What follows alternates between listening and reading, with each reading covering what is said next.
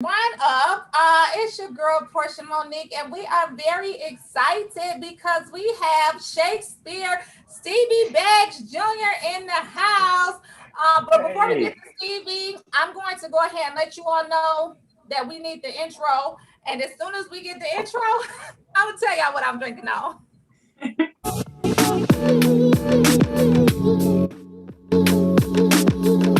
Shakespeare Stevie Beggs Jr. in the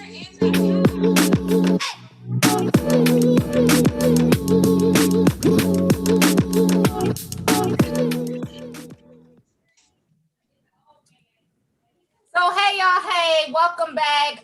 Of course, I am Portia Monique, and welcome to the Wine Up. We have a very special guest in the virtual building. Very excited about him, Stevie Beggs Jr. But before we get to him, I'm gonna go ahead and pass the ball and let everyone know what I'm drinking on.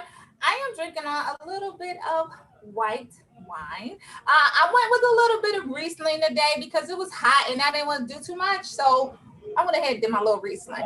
I'm gonna pass the ball over to Rocki. What you drinking on, girl? Hey everyone. I'm gonna be honest, I can't even pronounce it, but this is a Greek dessert wine. And of course, something starting with an M. But this is a Greek dessert wine and it's a sweet red. And I got what is this? Strawberry. Oh yeah, strawberry. I ain't even started sipping yet. But this is a Greek dessert wine. Hey everyone. Hey, I'm passing it to Latrice. What's up, everybody? My name is Latrice Ogata Macon, and I am drinking water because I just came from a wine tasting party, and I need to sober up a little bit. So we're gonna pass the ball right over to Kristen. Hey, girl. Hey. I'm drinking on this PPP. It is actually some peach pie wine and Prosecco. So you got peach pie, Prosecco. It's going to be a nice little tasty treat. Stevie, what you drinking on? I'm drinking on a little Stag's Leap Cabernet, Artemis. So I'm with y'all. When I seen wine, I was in the building. But I know you all did a little mini introduction, but I have to say this. I'm just thankful to be on here with all this beautiful melanin, man. You got Portia, Latrice, Rocki, Chris. Listen, with this kind of show, I'll be back. You know what I'm saying? Y'all just invite me back. I'm coming back. So I just wanted to say that and thank y'all for having me for sure.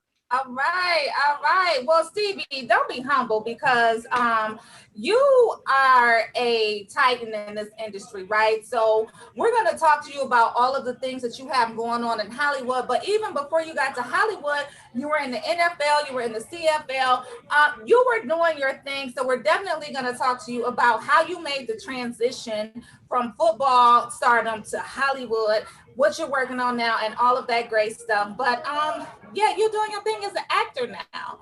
And so I want to get into that. You are on the Underground Railroad. If y'all haven't seen that, right, I don't know where y'all been. And you're also on one of my favorite shows, Ruthless. Like, that's Yeah. my show. Like Wow. y'all don't even understand. Like, that's my show. And I'll be going real hard for you on the show because I was like, yeah, kill him. Yeah, because he deserves to kill. Yeah. But yeah, so let's go ahead and get started and just talk about how you made your transition from briefly walk us through how you made your transition from football stardom into Hollywood. So walk us through your brief journey. So coming out of Bethune-Cookman, I attended the HBCU. I'm from Florida. I'm from Pompano Beach, Florida, originally South Florida, which is down there, Fort Lauderdale area. And I ended up graduating from high school in Orlando, or right outside of Orlando, called Lake Brantley High School. And I went to Bethune-Cookman on a full football scholarship. And, I had aspirations of going to the league, and, everybody said you're good. But I didn't know I was at a small school.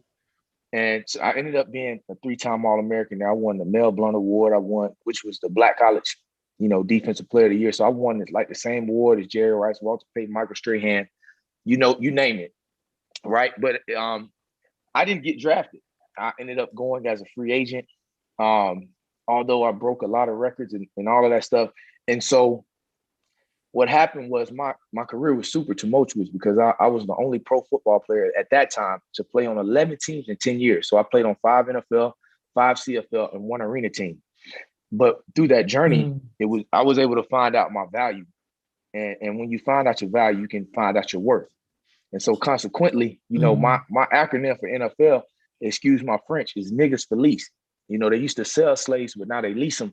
And that's why 78% of the players end up broke and broken when they're done playing the game, because they don't have a value system.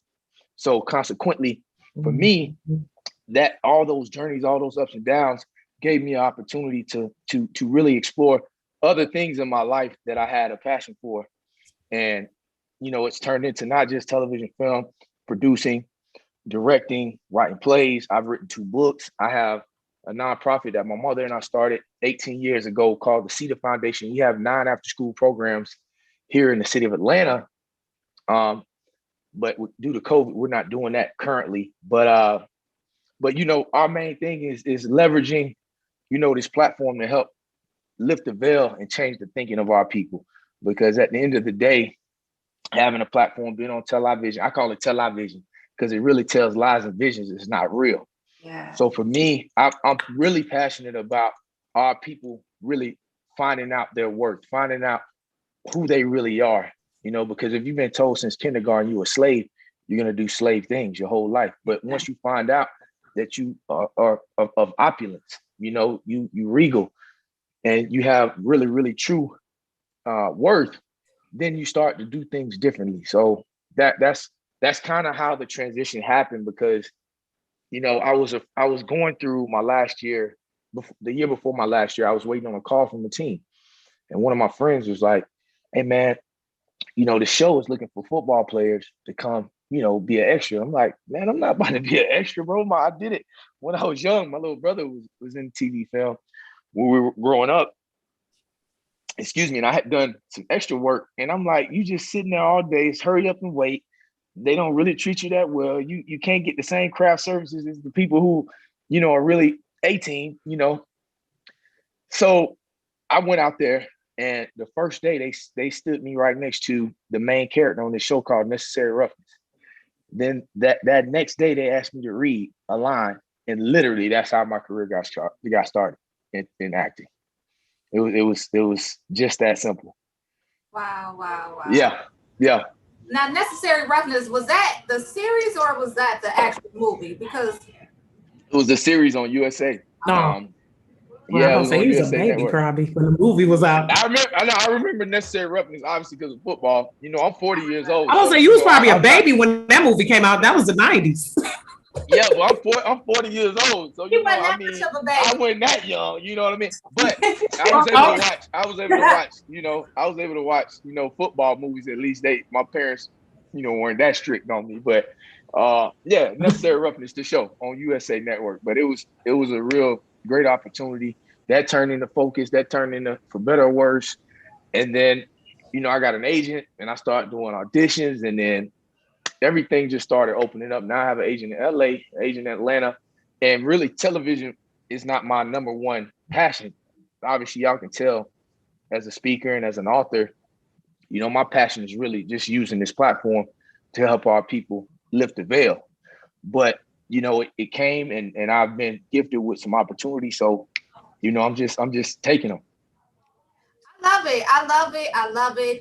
And I always love to hear people's journey because it seems so happenstance, right? Your friend just said, hey, they reading for extras in this movie, you should do it. And now look at you, you're Oliver on Ruthless, one of the hottest shows on TV.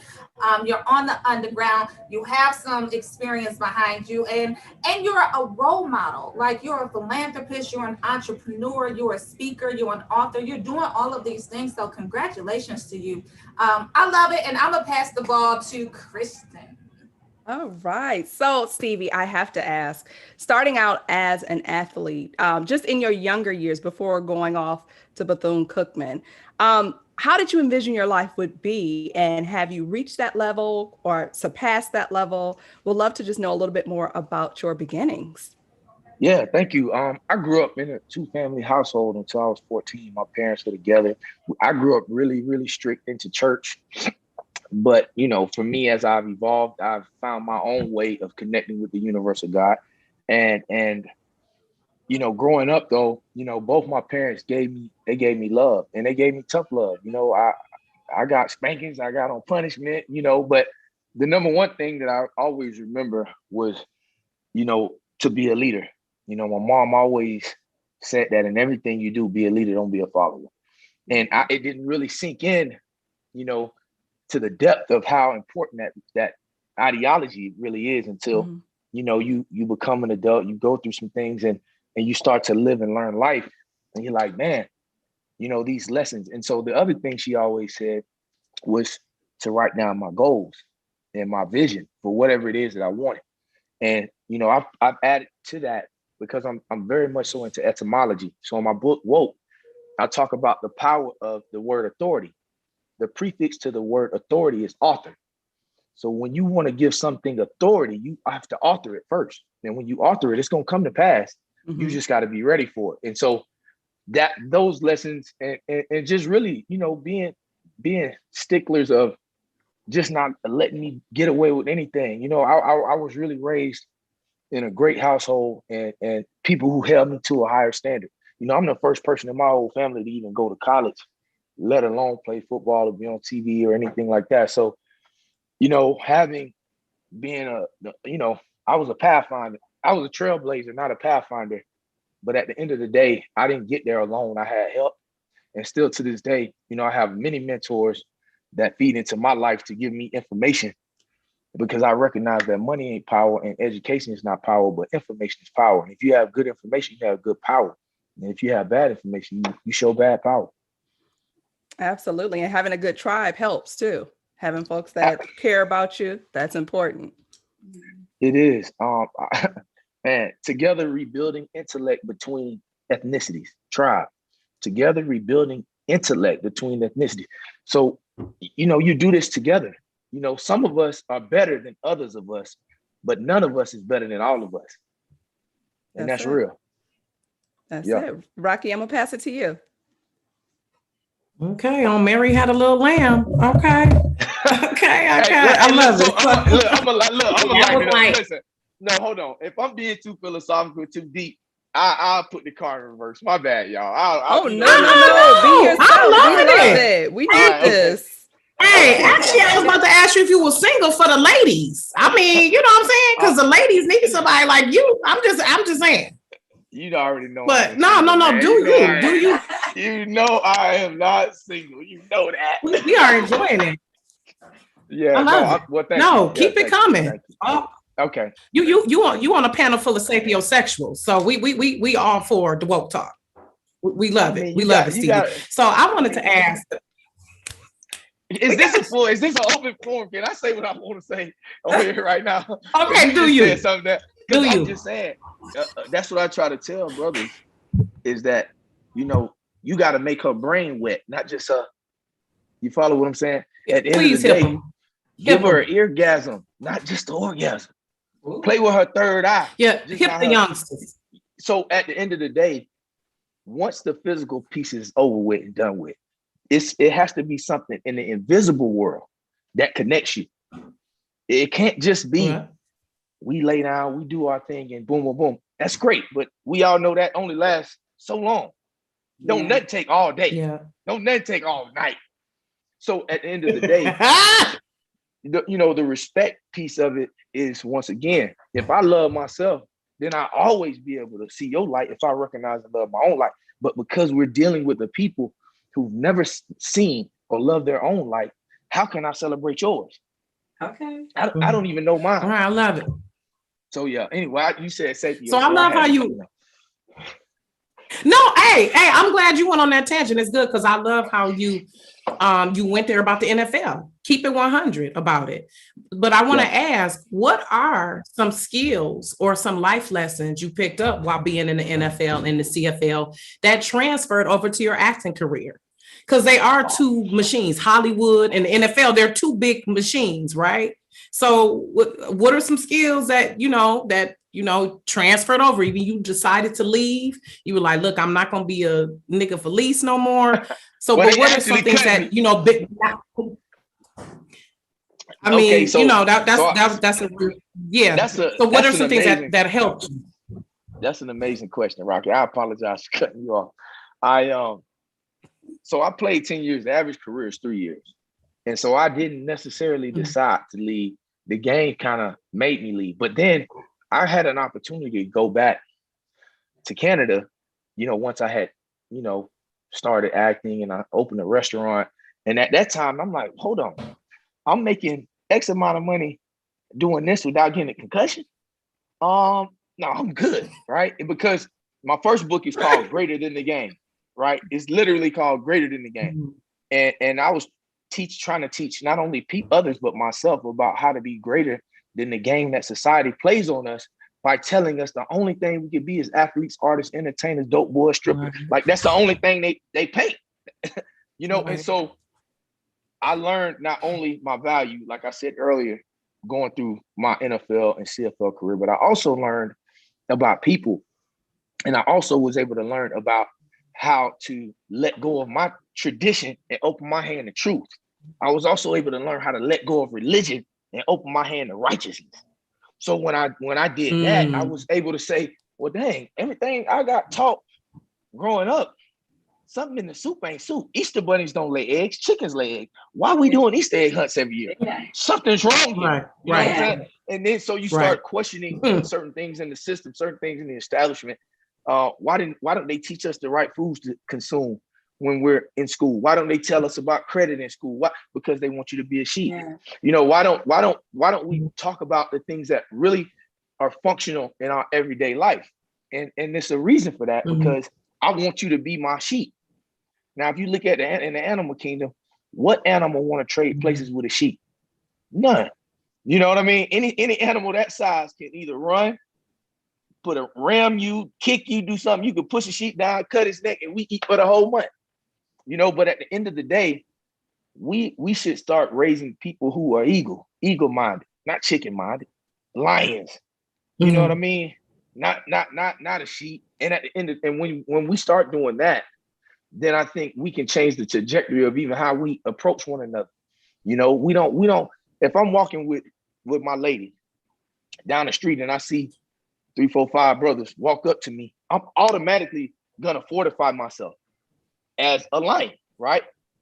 If I see the same 3 or 4 white dudes, I don't have the same defensive energy, and that's sad. We are literally programmed by that. You see what I'm saying? This is something that we have to really start to recognize that we got to change, and change starts with, like I was saying, talking about the foods you eat, letting go of these traditions that don't have anything to do with us. I tell people all the time, a woman may want you to be romantic, but I'm not Roman. I'm Hebrew. I'm a Moor. I'm melanin. Don't mean I won't open your door. Don't mean I won't treat you with pure utmost respect.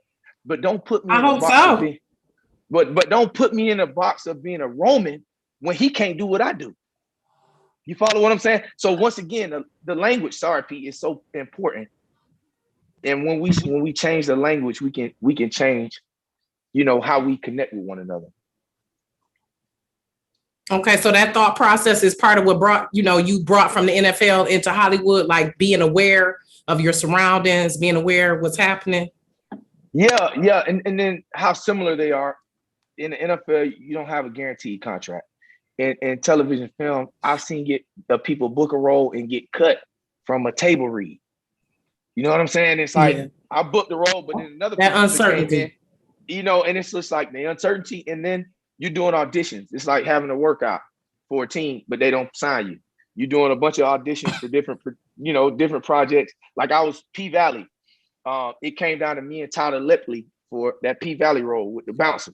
You know what I'm saying? He got the role. But at the end, at the end of the day, like, that's what this business is kind of all about. You know what I mean? And so when you start looking at it, you could have been his partner, though. You could have been his partner. Yeah, I just had another audition. And Diamond and Platinum. Aren't you taller than Tyler? Or aren't you taller than Tyler? I am. You know what I'm saying? Like, I didn't see that. Like, no diss to Tyler, but it could have been 2 of them. It could have been a duo. He could have been Diamond. Tyler could have been Diamond, and he could have been Platinum. Stevie could have been Platinum. I like that, Rocki. I like the way you think. And he's buffer, and he's stronger, and he got a little bit more melanin in his skin. Don't mind them in the background, y'all. I'm at somebody's house. I'm gonna go back. Okay, I'm sorry. I'm passing it. I'm gonna pass it to Latrice. I love it. She passed the ball to me. So let's go to your character, Oliver, on Ruthless. I have a love and hate with him. I think he's strong. He's a strong character, but then he's weak at the end, you know? So let's talk about a little bit more about your character. Like, so your character, you were trying to save an individual, but at the end of the day, you wanted to kill an individual and you didn't know how to get rid of the body. Tell us about a little bit about your character and where it's going to go from here, because I love you on the show. The P-Valley wasn't meant for you. This show right here was meant for you. I'm all in. Thank you, Latrice. So yeah, Oliver definitely has dealt with a lot of trauma in his life, and being incarcerated, you know, coming from the South and not really being fully versed and exposed to a number of different things. It's kind of like when somebody joins a gang. You know, the first person that show you some love, you come from a situation, then you just jump into that, even though your intuition is telling you, you know, something in the soup ain't soup. You know, because when I watch the show, I'm like, you know, it's like, you know, when a character gets on your nerves, you know they doing a pretty good job. It's like, bro, really? You just gonna let her take you your get on my nerves. Oh right. Right. But Oliver, you know, the character is very, very very sensitive, you know, and very protective of, you know, the lady who he's trying to, you know, court and covet or whatever you want to call it. But, you know, the end of season 2 is going to really show you guys when it comes back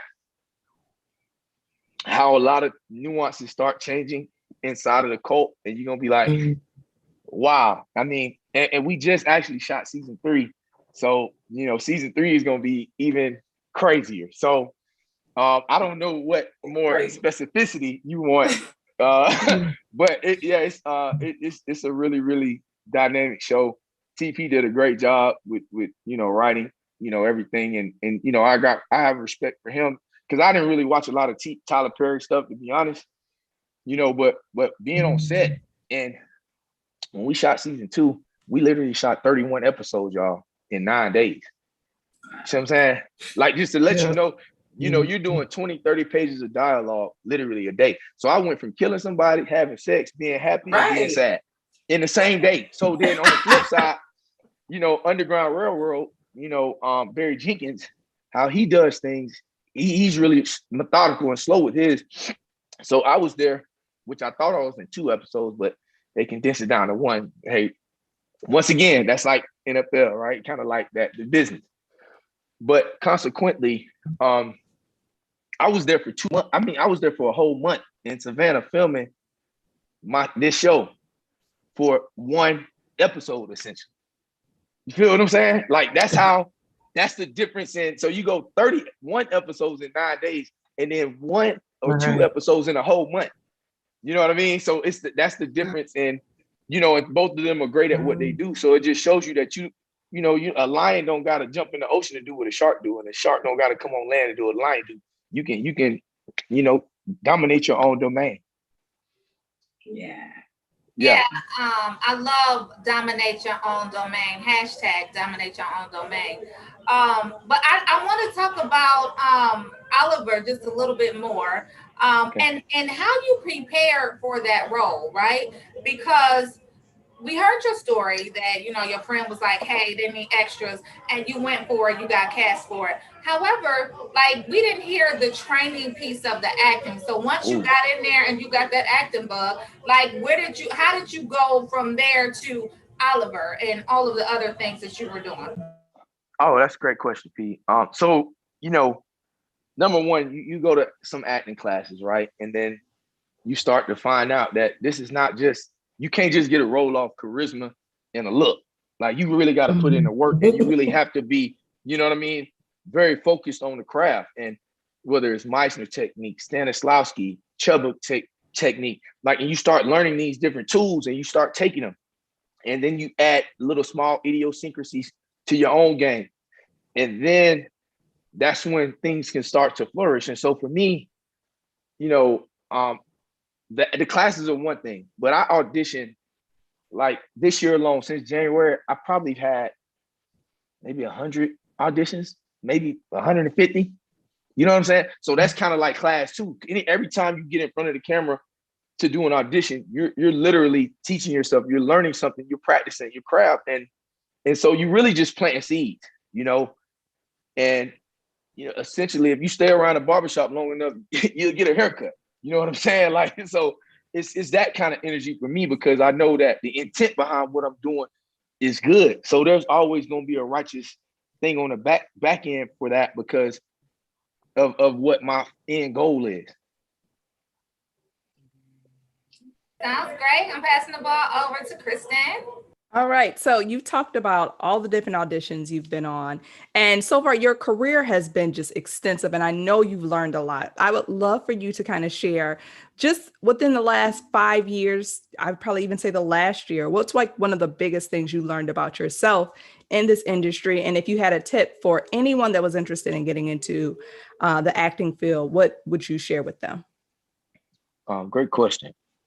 So, you know, oh man, how do I want to say this? So when ask that question one more time. So I want to make sure. Okay, so it's a two-parter. First and foremost, what's like one of the biggest things you learned about yourself in this industry? Okay. It could be within the last 5 years or really the last 1 year. You know, over the last year, COVID, a lot of people had some self-reflection and learned a lot about themselves. So that's the first part. And then the second part is, if there's anything that you could share with any aspiring actors or actresses that you've learned, what would you share? Okay. So, being a speaker, you know, I've spoken in front of huge crowds. I'm talking about 2,000, 3,000, 4,000 people. I'm not nervous. I'm not nervous at all. Like, let's run it. Turn up. Let's go. Right. I get in front of a camera for a freaking audition, and I was like, you know, like, are you reading? Are you reading this, bro? Or are you trying to act? It's like, what are you doing?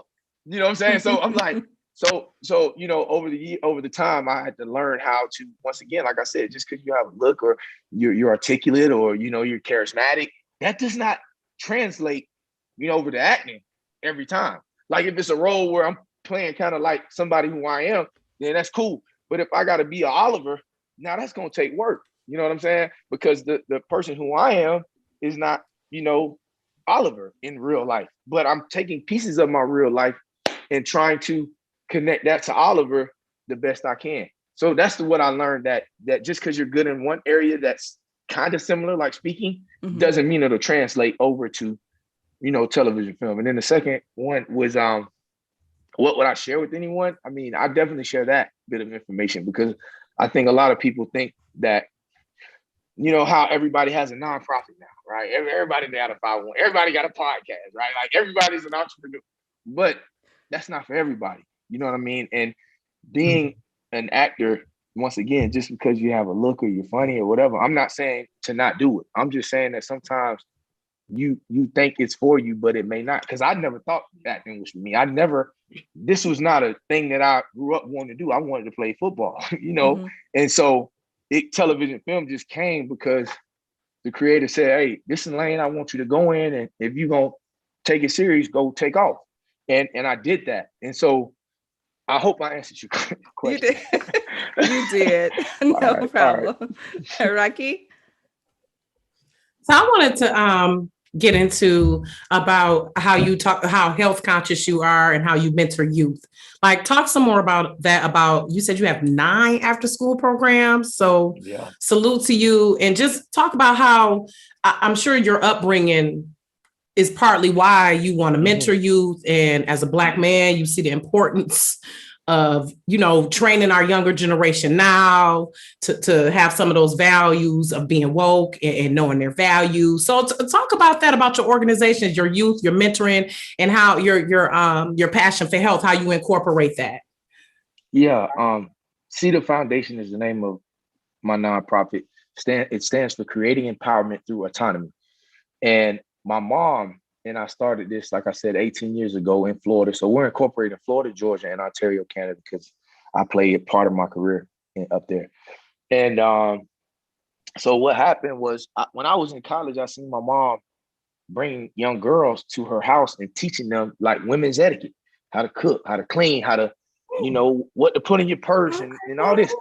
And so me being, a selfish, entitled young man in college, I'm like, man, why you bringing strangers in the house and, like you spending $300-$500 on them on the weekend, man. I need some new J's, like, it just not really recognizing the importance of, but that's who we are when we're young and you entitled and you think it's all about you and you don't recognize the importance of giving back and how big of a gift that is to be able to do that. You know what I mean? And yeah, absolutely.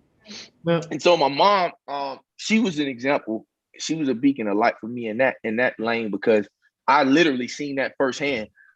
Didn't know I was doing the same thing in a different lane. So because I was one of the best players on the team, and then I was one of the more articulate guys on the team, they used to send me to elementary, middle school, and high schools in Daytona when I was at Bethune to go speak to these different, schools. And I love feeling so rewarded. I love feeling like so full, but empty at the same time. It was just like, hey, I gave something, but I got something back. And then absolutely. That was when the seed was planted in my mind. I said, by the time, I go to the league, I want to really be able to do this and really use this platform to help people. And it's a thing that I'm hands-on. Like I write the RFPs, like with my mom. We wrote the curriculum. Like I'm not just showing up, cutting a check. I call myself a charitist because a philanthropist. You said the art of peas? No, you said the art of peas. RFPs.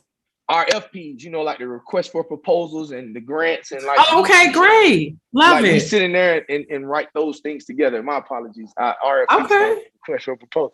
But no, that's anyway, okay. Good. I'm glad. I'm learning. I'm loving it.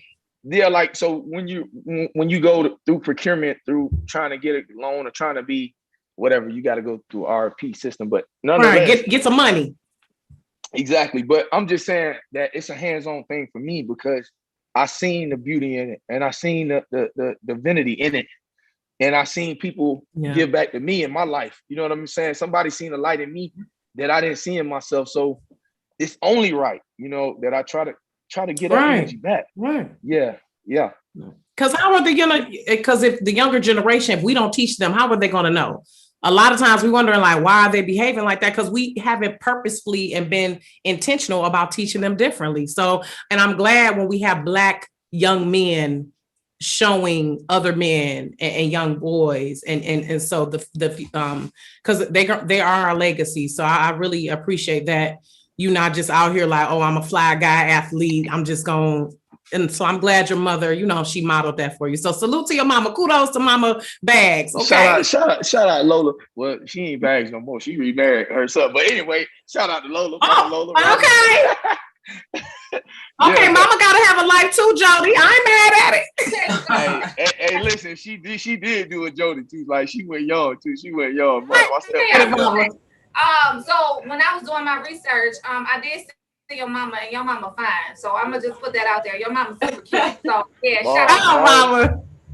She had her first drink of alcohol at the age of 42, y'all. Just to let y'all know, how preserved kind of she was. And but you can tell because she looks very, very young. And I try to tell women all the time, like, don't go so hard on the liquor or partying and all that because it catches up with women. So, it does. It does. Mama fine. I tell your mama she fine. I'm just saying. All right. And salute to Mama for raising up our women. Absolutely. It catches up with all of us. The streets catches up with all of us. I love that we have to mentor each other because a lot of those girls probably didn't have anyone to tell them what to put in their purse. Oh, no, I'm sorry. Absolutely. No, Rocki, my bad. I mean, you trying to bring it back to the straight and narrow. I was veering up a little bit, but really, mom's example. And I think the beauty in it is that I seen the balance, right? Yeah. I know that none of us is flawless. Yeah. We all have things that we got to get better at. We all have a vice. We all are flawed in many ways. If you in this system and you in this realm, you got some flaws. And so, but the beauty is to be able to see the light within that flaw and to celebrate that too. Because I think we get so often caught up on the negative that we don't see that. We don't see those lights all the time. Yeah. Absolutely. So let's go a little bit back to Oliver. I want to know, what happened to that car? But I have a 2-part question. So what happened to that car? Did we ever figure out what happened to the vehicle? When the dead stole it. You remember they stole it. The girls stole it. They steal it though. They couldn't get away with it. They got the keys. She got the keys. See, got the keys. See, if I give that away, it's gonna give away the end of season 2. It really is. So, but just know the car is definitely in the mix. Know that. Okay, I was making sure. I was trying to make sure I didn't miss nothing with the car situation because I was like, what happened to the car? Okay, so part 2. What do you have going on after this? What's going on? You have any more roles coming up? What else is going on? So I filmed a movie called A Twisted House Sister with what's her name? Natasha Freeman. You know, from the I forgot the show. She was with the Wayans brother, one of the Wayans, but we did a show together. We did a movie together. And so I was in that. I also, like I said, I audition every week. You know, I just had an audition for Tales. I just had an audition for the lead for the Emmett Till, movie. So it's a lot of good things coming down the pipe. I'm just planting seeds and whatever what's for you won't pass you. I did Cobra Kai. That's another one that's out right now that people can watch Cobra Kai. And that was a good one. That's a good reboot. Yeah, it was cool. It was cool. I was thankful to be a part of it because it's funny how people react to Cobra Kai because it was such a big show on Netflix. And I'm like, I only had one episode in that series. And I'm a series regular on Ruthless, and everybody was talking about Cobra Kai. I'm like, y'all don't see all these episodes on Ruthless. And so now that Ruthless is on BET as well as BET Plus, Amazon Prime, Apple, Hulu, it's everywhere now. So everybody's watching it. So it's kind of funny seeing people who are in different parts of it because the people who just watched BET are still literally in season 1. And Oliver hadn't even showed up to episode 13 in season 1. Right. So it's like, they're like, you on this show? I don't see you. I heard you was on the show. I'm like, just stay tuned. You know what I'm saying? Right. You gotta wait. But there are a lot of episodes, and if you're a fan, like you already caught up. But there are a lot of episodes in season 1 and season 2, and that's when you come in season 2. No, I come in season 1. You come at the end of season 1. COVID though, right? Because of like y'all had to stop the filming or something like that. No, we filmed in the bubble. Okay, we filmed all season, the end of season, the last 12 season in episode 1. In season 1. I was in the last 12 episodes in season 1, and then we filmed all of the rest of season 2. Right. That's what But it's like, how many episodes per season? It's like 20-something episodes per season though, right? Absolutely. Yeah. Absolutely. Yeah. So y'all have to catch up if y'all haven't been watching. Oliver is definitely one of the favorite characters because you are a humble giant in there. And people can resonate with your character. So thank you. We can't wait. Can you give us a little bit about season 3? Like, can you tell us what to expect for season 3 and when is it coming out? So I have no idea. I didn't even know we were going on a mid-season break. And like everybody was on my gram like, man, when y'all coming back on? What's going on? And then we finally got word from the network and from TPS that, listen, this is mid-season break. And I think they're just trying to keep people on, anticipating. I don't know. But it's definitely, it was the number 1 show on BET. BET Plus. Right. And but now that it's on BET, I don't know how the ratings are on regular BET, but people are loving the show. But okay, season 2, I'll give you this. Season 2. Oh man, how can I say this without giving it away? Oh man, I can't do it, y'all. I'll be giving it away. But listen. No, go ahead. Season two is gonna end literally where the people like y'all gonna end with hope on season 2. You know what I'm saying? Like you're gonna end with like, yes, finally, somebody, whatever. That's how you're gonna feel, in my opinion. Everyone who's against kind of like what's going on inside of the Rakadushi. So who's gonna die? So no. Can't tell you that, Latrice. Y'all trying to get me died. I'm like, Stevie, you gotta give us just a little bit more than that. Like, we are super fans. Like, Who's gonna die? and, right, Y'all, and on top y'all of try, that, are y'all trying to get me fired? Like no. for real? You know I can't do that. And on top of that, like we participate in the press days too, the junket days. So are you when you want to participate in those? Because we didn't did a couple of those, and I was looking for you. They did River. What was River's name? Oh, Colin. They did. Look, Colin. Yeah. See, so and that's what I'm saying. Like, I don't know, man. I mean, hey, you gotta take that up with the studio. Here's the thing. When you stand for a certain thing, sometimes it doesn't resonate with everybody. And I stand on certain principles that I don't care what a check look like. I'm gonna be that because I don't chase paper. I chase purpose. Yeah. So I may miss a lot of roles because of that. No offense to anyone who does what they do inside of this art. This is art that we're talking about. But I'm not gonna put on a dress and I'm not gonna kiss a man. So that's never gonna, I'm never gonna do that. So at the end of the day, sometimes that's a part of narratives. And if you want to do that, that's great. But for me, I'm not on that, and it's just a part of what we're dealing with. And that's why I create my own stuff too, because when you control your own narrative, then you can write stories that really represent who you are. Like we need a movie about Mansa Musa. We need a movie to show that we was running shit. You know what I'm saying? Not just that we slaves, because it's more stories to tell about us than that. We need more stories to tell than just about, a man with a dress on. Okay, we know that happened. Yeah. But okay, we got melanated men who je parle français un petit peu, j'ai étudié français à l'école université. We got men who do that too. All right, we. Like, let's Parlez-vous français? Okay. All that, but let's talk about that because there are so many of us that are so dynamic, but we never get a chance to see that part because of what the agenda or whatever is. So hopefully that answers your question, Portia, about, probably why I wasn't there. I'm putting a bug in whoever ear that you need to be on the next press junket because I believe we've done all of them, and I'm not gonna say all of them. We've done a good majority of them. And once the season 2 was announced, or mid-season, the final season 1, and then they were going into season 2, I'm like, okay, Stevie is the season regular. Like, when we want to talk to Stevie. So let me know who to talk to.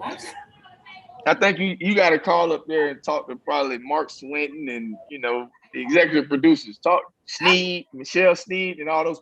At the end of the day, like, seriously, I think it's beautiful that the people ride with you, a character that you represent.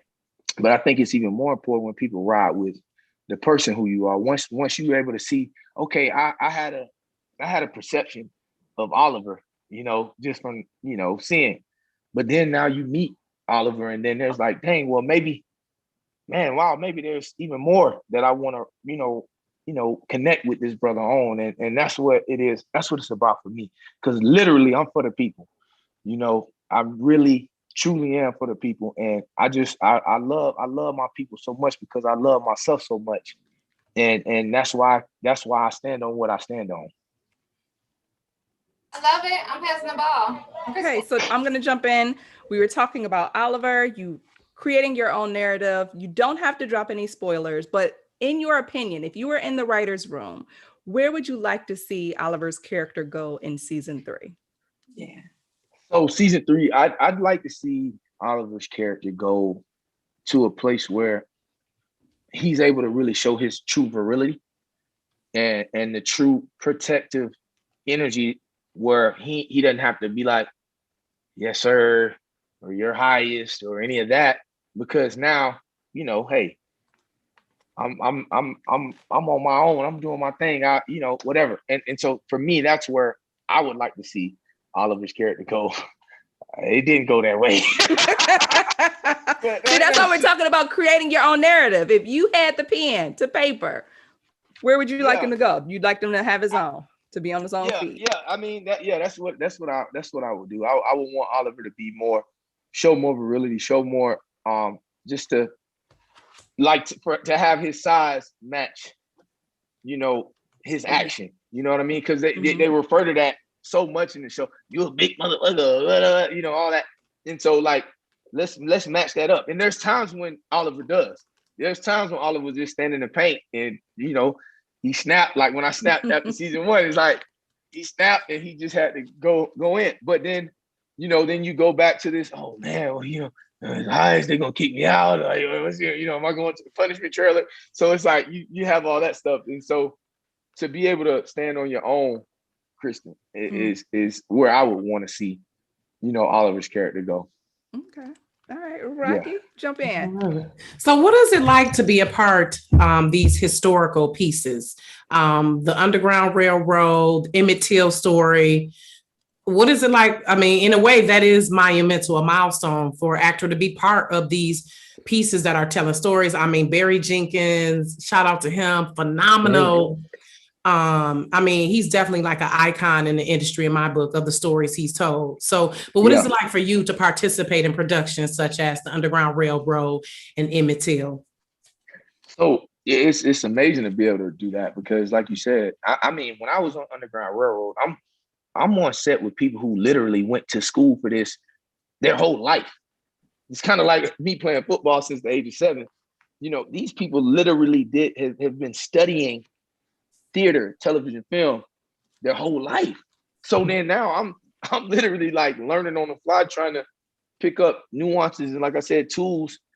Because like you asked the question earlier, what have I picked up? And it's like not just from auditioning, but then when you're on set, you can get with someone. Like when I did Corns for Christmas, I learned a lot from Stephen Bishop. I learned a lot from Essence. You know, Essence, she was like, you know, we vibe and she loved my energy. Then even when I was on Star, I learned a lot from Lance Gross on Star, and like we just talking and because I don't meet a stranger, I'm gonna talk to you. You know what I'm saying? Like we you put on your clothes, I put on my clothes. Like I respect your art and your craft, and that's how I want people to you know come to me. Like because I'm a real person.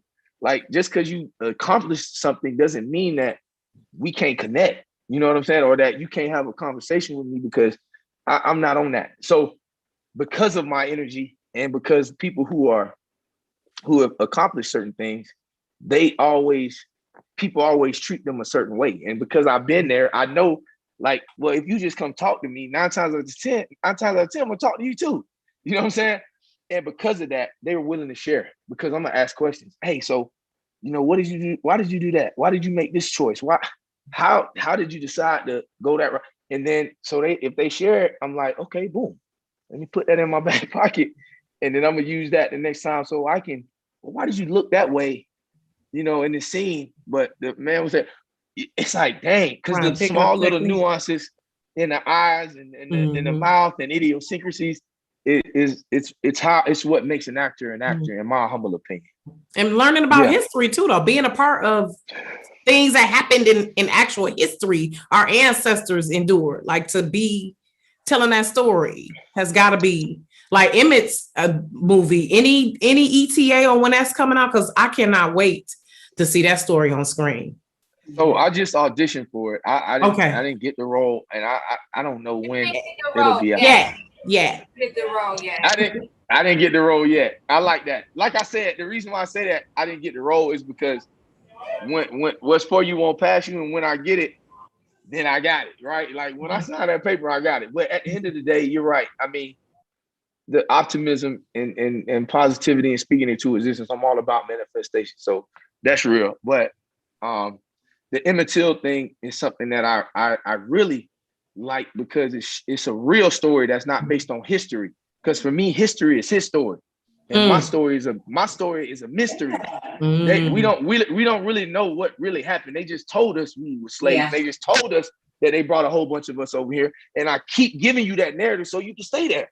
But let's talk about Haile Selassie, Marcus Garvey. Let's talk about people who weren't on no slave ship that did some great things. Let's talk about the Moorish people who were already in North America before. Yep, Hannibal, people like Hannibal.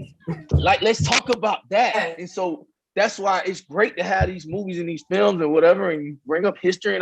But I don't want to keep seeing nobody hit me across the head. Okay, let's show us in a level of great light. Once again, if I control the imagination, or the imagery, I control the imagination. Whoever controls the imagery controls the imagination. So that's why we're so stuck in this dormant place of, oh man, you know, and not to take anything away from Underground Railroad. It was amazing. I love what Barry Jenkins did. For me, you know, especially my character in there, Jacob was so powerful because I look at it like the vaccine. They were telling me, hey, these pills are good for you. I don't know if y'all seen it, but in the thing, they gave me some vitamins like, hey, these are good for you. Take these, it'll help your blood. And next thing you know, I'm dead. Okay. Well, what's the difference between what's going on right now? You know, I'm not against nobody who decided to take a vaccine, but I'm not doing that. You know, I get my vaccine from the farmer, not the pharmacy. That's what I'm doing. Well, church. Hallelujah.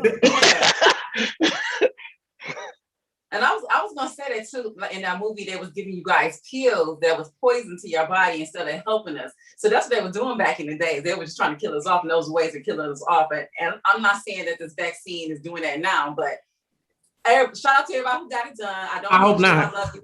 Because I love y'all. I still love y'all. Shit. I want y'all to be around. Right. I got mine. So shout out to y'all who got it done. Right. But, Stevie, what's your everyday life like? Like, what are you doing every day? Are we getting up, getting dressed? Are we going out? He was biking. I saw he was biking on his IG stories. He was biking. Okay. What we doing Rocki. besides talking about the truth? What we doing besides talking about the truth? So I love cycling. Like, that's my new hobby. A lot of brothers, when they retire, they get into golf. I got into cycling. And I can go out and connect with nature. I can sit still and move at the same time. And so it's literally my doctor. You know, I get out there in nature. I get out there with some of my group, my friends today.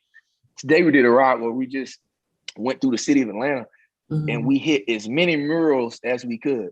And so we seen the Outkast mural, the George Floyd murals, and all these different artists that literally have painted these huge murals on these big buildings downtown. So that was fun today. But cycling is one thing. I love the gun range. I go to the gun range a lot. I love bowling. I do a bowling event with my nonprofit every year. COVID, of course, didn't do it this last year. And then I love movies. I love watching movies and TV shows, so I critique it with a different eye than I used to. But like I love to look at the subliminals in things like we were just talking about with the pills, right? And like how you can look at the small little nuances and like, dang, like when I looked at The Matrix as a child when it came out, I was 18, I think, in 2000. And when I looked at it, when the veil was lifted, The Matrix was a different beast to me. You know what I'm saying? So I love television film. I love movies. I love watching them and just vibing on that. One of my bad habits, I smoke hookah. I smoke hookah. So, you know, that's as a health advocate, I know it's kind of like oxymoron, but I smoke hookah. I smoke hookah. I do. Okay. So, you know, hey, no judgment. No, you can judge me. Wait a minute. Why his voice get all low though? He said, I smoke hookah. He said all low. Right, that's a guilty pleasure. We heard you. It's all good, boo. It's all good. Hey, your opinion of me ain't none of my damn business. Hey, I'm gonna smoke my hookah. Hey, look. Do you? Do you? Before you get out of here, and I can't believe we talked to you this whole entire hour. But it's definitely been a pleasure. Like you've been dropping some knowledge. Like Rocki said earlier, a lot of us on here, I think maybe all of us on here are sapiosexuals, and so we love an intelligent person. We think that's sexy, right? We just do. But before you get out of here, I'm going to talk about your book, Woke. Like, let's talk about Woke. What was the inspiration for it? How did it come about, and why was it necessary? Well, you know, it came about because I had lifted the veil. I graduated from grading the game, and I wanted everybody in the author world said, you're not until you write 2 books. You can't just have one. So so the competitive, probably the drive in me, that it was like, I got to do another. So I partnered with a publishing company called 13th and Joan. And the first time I did it with a a PWI institution. They gave me a little signing bonus and boom, boom. But then I came over to our people. So shout out to my sister, Audrey Aree, 13th and Jones Publishing. She's a melanated sister. So if y'all need a book, want to tell your story, holler at me and we'll get y'all right. So anyway, that's a plug, shameless plug. But I ended up going into that space with Woke because I just saw that so many of our people really wanted something different. You know what I mean? And they really were thirsty for this change. Like we were just tired of doing the same thing and expecting different results. And so that's why Woke was such an important book to me. It's called A Dictionary for the Conscious Mind. And it's not a typical read where you're reading literally like my story. It's like I'm breaking down numerology, etymology, semantics, linguistics, and showing us how to really change our language. Like I said, earlier, romantic, pastor stand in a pulpit. People don't know most of them pulling you into a pit instead of lifting you up. Like calling yourself black. If you take the B off black, it's lack. Okay, if you take the B off blessed, it's less. So I don't say blessed. I say gift. I don't say black. I say melanin. Like when you start changing the language, the vibration around your whole energy changes because you're putting something different into the universe. And so the black thing is so important. And I just want to hit on that real quick because we're so quick to adopt what someone else gave us of who we are, as opposed to finding out who we are for real. And from a language perspective, that literally when you go look up the word black in Latin, it means colorless. Or dead. Blanco or dead, which is basically the same thing. We're the most colorful people in the world. We're the only people in the world who heal from the sun. Everybody else get killed from the sun. We're the only people in the world who hair grow up to God. Everybody else hair grow down. We jump higher than everybody else, but we won't elevate our thinking. We run faster, but we won't run our consciousness. So for me, what was that? What was that seed? And, for a lot of people in the conscious collective, they already were on that. But for me, I just wanted to share something and plant a seed. And, people who are into it, they love it. Because for the people who know already, it's like a reminder, it's affirmation. It's kind of like you read the 4 agreements. Not to take nothing personal. Not to, you know what I mean? Not to not be impersonal your word. Like it's certain things that you already know that is just affirmation, right? But Woke will lift the veil on a number of things. So anyway, I'm talking too much, but yeah, that's Woke. I love it though. Yeah, good points. Absolutely. We're gonna have to carry this conversation over to another time and place. We only got 2 minutes left. Thank you, producer Ashley, for letting us know. We only have 2 minutes left. We didn't get a chance to get into hot topics and hot to watch and all of that other stuff, but it's good because we had great conversation with you, and we appreciate you, like definitely all the way around. We appreciate everything that you're doing. Go ahead and drop your socials. Let us know where we can find you, how we can follow your movement. When season 3 of Ruthless is coming back, like let us know that first because that's what we want to know. I don't know when season 3. I think season 2 is coming out like November. So the end of season 2 will be out in November. I'm not sure season 3. If it's going by the trend, it'll be the first quarter of next year, season 3. All my social media, Instagram, Snapchat, Twitter, Facebook, put your face in a book is at StevieBaggsJr.com. Right. Now at Stevie Baggs Jr. All of it at Stevie Baggs Jr. So it's just my name. Yeah. Okay, Stevie Baggs Jr., we definitely are going to have to connect on something else. We got to do another show because Let's do it.